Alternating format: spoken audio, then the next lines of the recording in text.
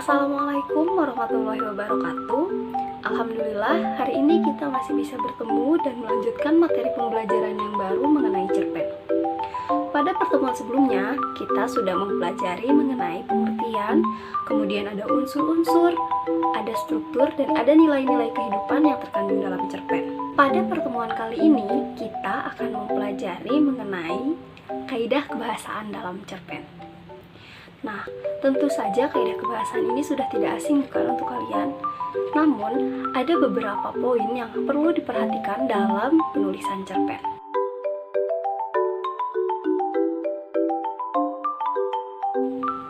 Pertama, menggunakan kata-kata atau kalimat yang mengungkapkan masa lampau.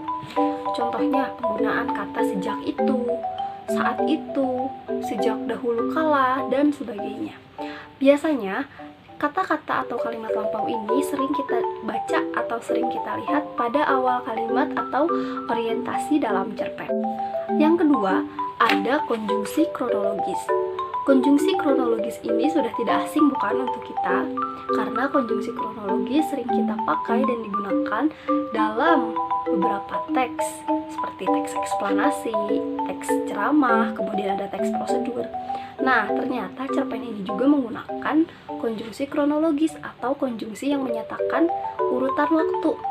Biasanya menggunakan kata kemudian, lalu, setelah itu. Yang ketiga, yaitu menggunakan kata-kata yang menunjukkan peristiwa. Apa sih kata-kata yang menunjukkan peristiwa? Nah, kata-kata yang menunjukkan peristiwa adalah kata-kata yang digunakan untuk menggambarkan peristiwa apa yang sedang terjadi dan biasanya bisa dilihat. Contoh, menyuruh, menghindari, kemudian ada membersihkan, dan sebagainya. Yang keempat, yaitu menggunakan kalimat langsung. Apa sih perbedaannya kalimat langsung dengan kalimat tidak langsung? Nah, perbedaannya bisa dilihat dari kalimat aktif dan kalimat pasif. Biasanya, kalimat atau kata yang diucapkan tidak langsung oleh tokoh, yaitu menggunakan kalimat yang pasif. Nah, kata yang menggunakan kalimat langsung biasanya ditandai dengan adanya tanda kutip pada awal kalimatnya. Contoh, aku tidak masuk sekolah karena aku sakit, tuturnya. Nah, itu merupakan contoh dari kalimat yang langsung, secara langsung diucapkan oleh tokoh. Kemudian yang kelima yaitu menggunakan verba atau kata-kata mental yang bisa dirasakan oleh pembaca. Contoh, memprihatinkan, menyedihkan, merasakan, menginginkan. Nah, itu kan bisa dirasakan oleh para pembaca. Mah, pah, kak, yah, dik, bu. Nah, ini merupakan penggunaan kata-kata sapaan dalam cerpen.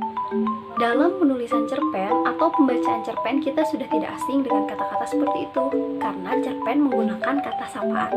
Yang ketujuh, berbeda dengan teks eksplanasi, teks eksposisi, kemudian proposal, karya ilmiah, dan sebagainya. Cerpen ini tidak menggunakan kata-kata atau kalimat yang baku. Mengapa demikian? Karena biasanya cerita pendek ini merupakan penggambaran dari kehidupan sehari-hari seseorang, bisa itu fiksi ataupun pengalaman pribadi. Nah, jadi jangan sampai salah ya kalau cerpen itu tidak menggunakan kalimat baku. Kemudian yang kedelapan ada kosakata percakapan. Nah, apa perbedaannya kosakata percakapan dengan kata sapaan? Biasanya, kosakata percakapan ini digunakan untuk menggambarkan sesuatu yang mengejutkan atau hanya seolah-olah menjadi kata tambahan saja, seperti kalimat kita sehari-hari, seperti pembicaraan kita sehari-hari. Misal, penggunaan kata wah, wow jika terkejut. Kemudian, nih, loh, Nah, biasanya itu digunakan sebagai kosakata percakapan dalam cerpen. Nah, yang kesembilan, ada penggunaan kalimat-kalimat yang pendek. Apa sih itu kalimat pendek?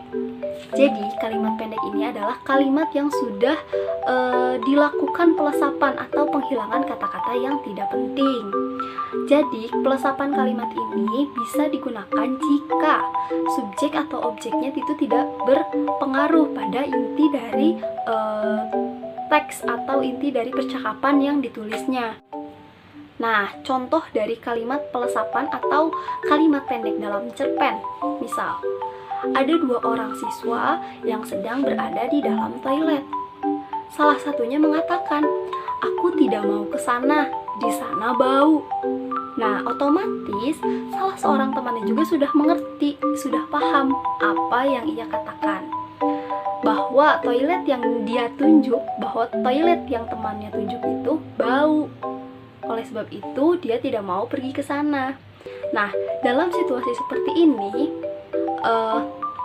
sudah terjadi pelesapan kata.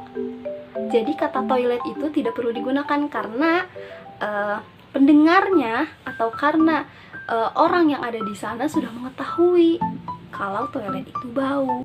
Apa sih gaya bahasa? Apa sih majas?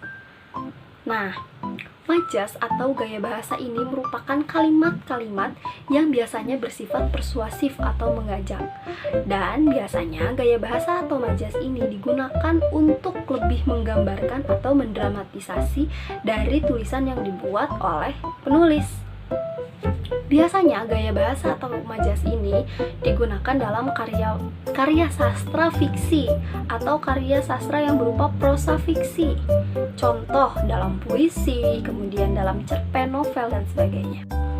Majas ini sangat beragam. Nah, di sini saya akan menjelaskan 4 dari majas yang sudah diketahui.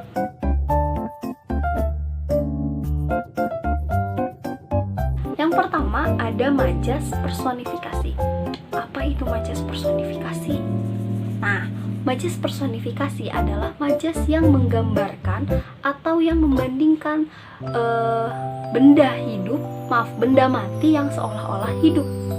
Misal,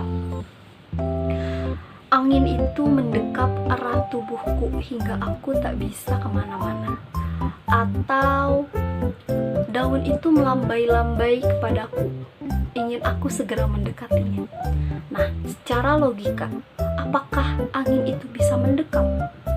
Apakah daun itu bisa melambai? Nah, kedua kondisi ini, kedua situasi seperti ini merupakan contoh dari majas personifikasi. Karena biasanya yang mendekap dan melambai itu adalah manusia. Di sini digambarkan bahwa daun dan angin ini seolah-olah menjadi manusia. Kemudian yang kedua ada majas hiperbola. Kalian pasti sudah tidak asing kan dengan majas hiperbola? Majas hiperbola adalah majas yang mendramatisasi suatu kondisi atau keadaan, seolah-olah melebih-lebihkan apa yang ada. Contoh, katanya kamu suka bernyanyi, tapi kenapa kalau aku mendengar suaramu, aku suka sakit perut? Secara logika, apakah bisa orang yang sedang bernyanyi dengan suara yang jelek bisa membuat orang lain sakit perut? Tidak, bukan? Nah, itu merupakan contoh dari majas hiperbola atau majas yang melebih-lebihkan. Nah, yang ketiga ada majas metafora. Majas metafora adalah majas yang biasanya memiliki objek yang berbeda tetapi memiliki sifat yang sama. Contoh dalam kalimat, sang raja siang memberikan kami kehangatan. Apa itu raja siang? Raja siang adalah matahari. Matahari itu memiliki sifat yang hangat, memiliki sifat yang panas. Oleh sebab itu, sang raja siang dan kehangatan ini bisa menjadi sebuah majas metafora karena memiliki dua objek yang berbeda tetapi memiliki sifat yang sama. Kemudian yang terakhir, yang keempat, di sini ada majas simile. Majas simile ini adalah majas yang membandingkan atau mengumpamakan sebagai majas perumpamaan. Contohnya biasa dipakai dalam kutipan atau kalimat. Kita berdua selalu bersama, tapi tidak bisa menyatu bagai air dan minyak.